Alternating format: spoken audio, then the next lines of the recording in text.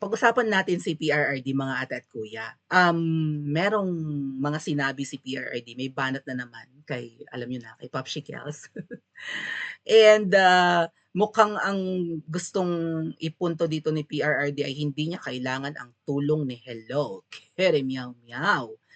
Oh, bakit?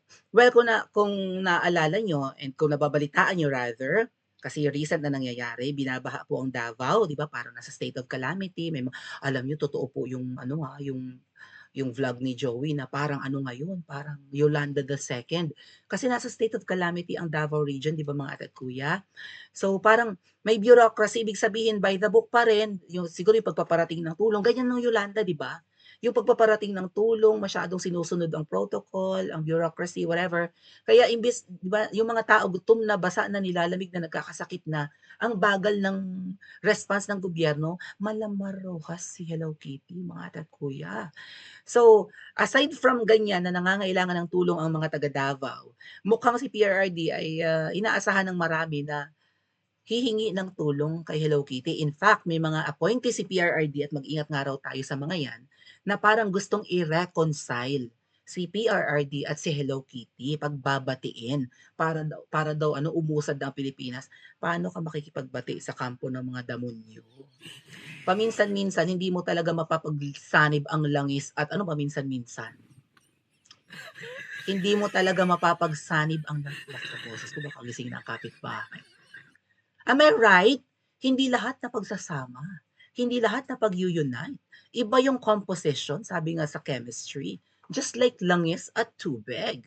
'Di ba? Hindi sila nagiging homogeneous solution if you may na yung mga na-recall ko lang sa okay or kung ano homogeneous mixture. I don't know. Nalimutan ko na yung chemistry subject namin. But hindi mo talaga mapag-combine ang dalawang bagay. It's like good and evil. It's like, 'di ba, araw at gabi. Well, paminsan-minsan ang araw pwedeng maging gabi pag may eclipse and vice versa.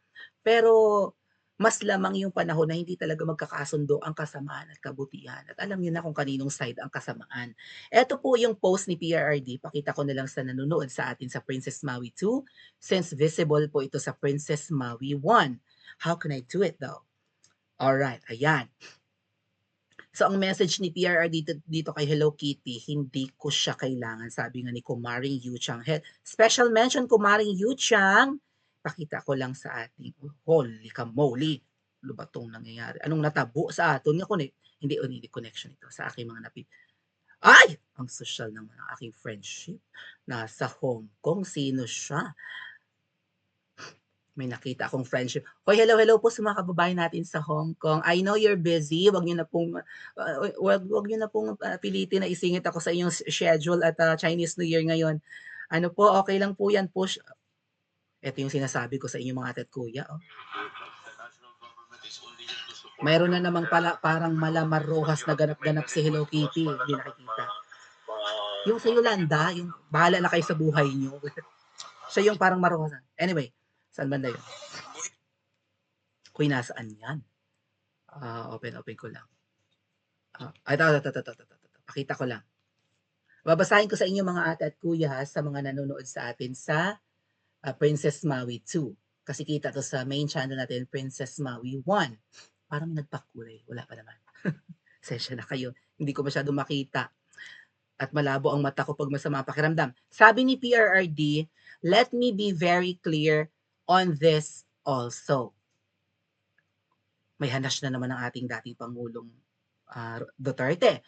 Mr. Marcos has nothing to do with the ICC. Really? PRRD, wala daw kinalaman sa intervention ng ICC si Mr. Marcos. Oh! Hindi kaya ang may kinalaman ay si Butod? Sino ba si Butod? Oh. So sinasabi niya, walang kinalaman dito si Mr. Marcos. What about yung Mrs. Diba? As a matter of fact, I am not asking for his help. Hindi ako humingi ng tulong sa kanya. Well, ang makakatulong po talaga kung tutuusin kay PRRD ay nakaupong Pangulo, di ba?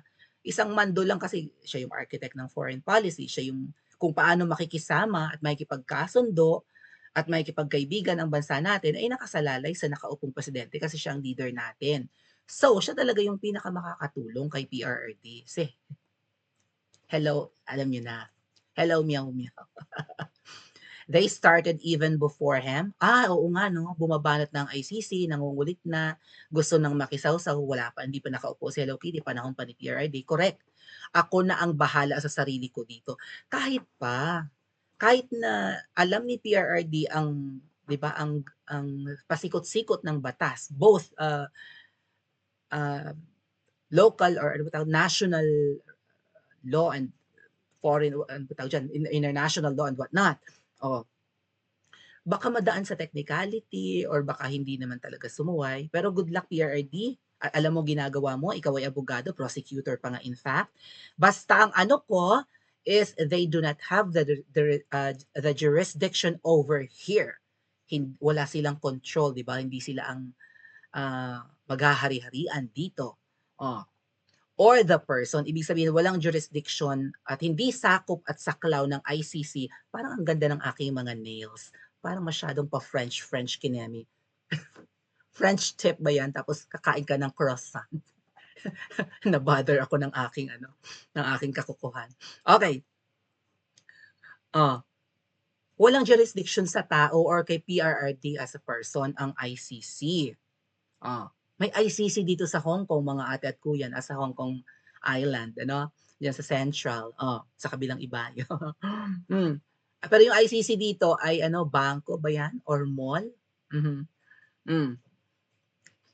Wala silang jurisdiction, hindi nila sakop si PRRD, wala silang control, wala silang karapatang magdesisyon kung ano ang dapat gawin kay PRRD. Hindi nila sakop ang bansa natin, lalong-lalo na mga Pilipino nakatira sa atin. So, diyan kami magkakatalo. So, matapang talaga si PRRD. Hindi ko kailangan si Marcos. My balls. Di ba? Yung iba walang ganyan. Always the fierce leader, sabi pa nga po ni Pebbles Duque. Maangas. Minsan mga ate at kuya, hindi talaga maganda ang mabait, pero parang may bangaw nga na nakapasok sa live natin kanina nung ako'y nasa tabi ng dagat ng Hong Kong, di ba? Ah, na mas pipiliin daw nila si mabait na Smugs kesa kay bungangerang Maharlika. Sabing gano'n. Sabi ko nga sa inyo mga ate at kuya, kung sino pa minsan be careful. Diyos ko po, gasgas na ng kasabihan. Be careful in what? In wolves that be careful in wolves in sheep's clothing, 'di ba? O yung mga lobo na nagbibihis maamong tupa. Diyos ko, maraming mapanlinlang. Mas gugustuhin nyo pa ang palamura, either Queen Bojakera or PRRD, at least alam natin ang kanilang kalooban. Walang preno ang bibig, minsan kinakailangan. Di ba yun ang pangako ni Hello Kitty noon? Machiavellian thingy-thingy type of leadership. Kung kailangan mong maging malupit ka for the common good. Para ang lahat sumunod, ang lahat may disiplina, may order ang bansa. Hindi chaotic na katulad ngayon. Ngayong ako'y nasa Hong Kong, na-realize ko talaga mga ate at kuya na kaya naiintindihan ko ang mga OFW na masyadong disappointed sa Pilipinas. Although hindi po maganda ang pamumuhay ng mga kababayan natin ditong 'di ba, mga OFWs, swerte na lang na maganda ang trabaho sa Hong Kong, but yung mga alam niyo yun, yung mga nasa hotels, like mga cleaning ladies or maybe yung mga kasambahay, hindi po madali.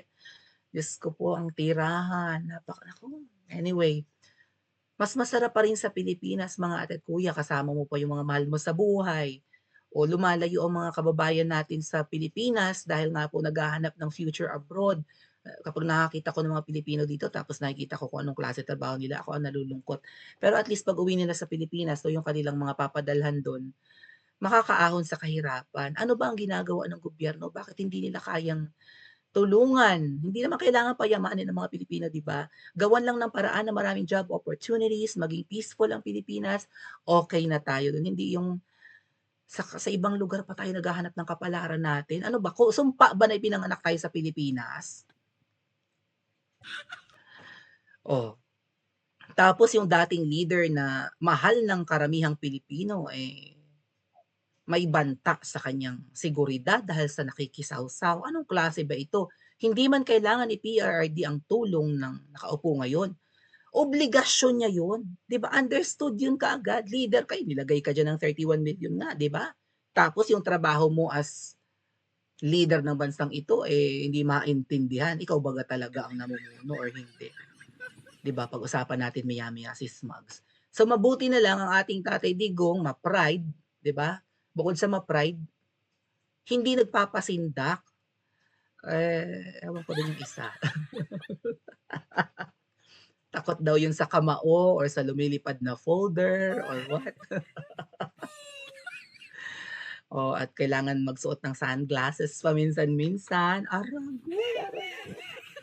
Kung ikaw ay, hindi kasing angas ni PRRD tapos sumunod ka sa kanya, tapos lalamya-lamya ka, lalambot-lambot ka, takot ka sa kamao ng malaki ang tiyan na babae, kung sino man 'yan, 'di ba?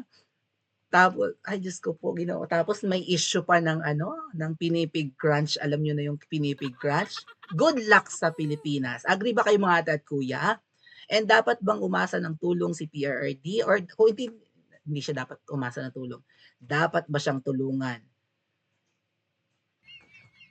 Babalik tayo doon sa kasabihang, 'di ba, yung mga lobo sa balat ng maamong nagkukunwaring maamong tupa, wolves in sheep's clothing or wolf in sheep's clothing.